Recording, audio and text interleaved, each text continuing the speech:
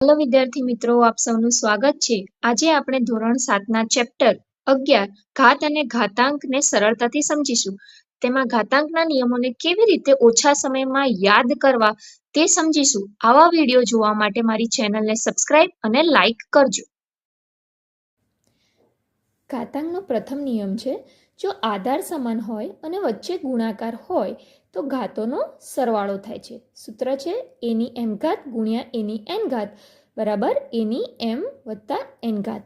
અહીંયા એક ઉદાહરણ દ્વારા તમે સમજી શકો છો। ઘાતાંકનો બીજો નિયમ છે, જો આધાર સરખો હોય, સમાન હોય અને વચ્ચે ભાગાકાર હોય તો ઘાતોની બાદબાકી થાય છે। એનું સૂત્ર છે એની એમ ઘાત ભાગ્યા એની એન ઘાત બરાબર એની એમ માઇનસ એન ઘાત। અહીંયા એક ઉદાહરણ દ્વારા તમે સમજી શકો છો।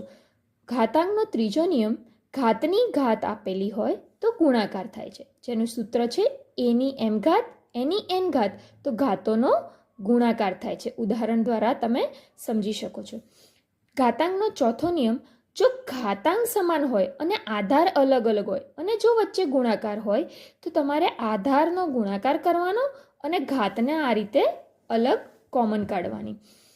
જો ઘાતાંક સમાન હોય અને વચ્ચે ભાગાકાર હોય તો આધારનો ભાગાકાર થાય અને ઘાત આ રીતે અલગ કોમન નીકળે, જેને તમે ઉદાહરણ દ્વારા સમજી શકો।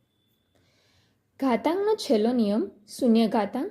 કોઈ પણ સંખ્યાની શૂન્ય ઘાત હોય તો જવાબ 1 આવે। અહીંયા તમને સૂત્ર આપેલું છે એની શૂન્ય ઘાત તો જવાબ 1, 256ની શૂન્ય ઘાત તો જવાબ 1।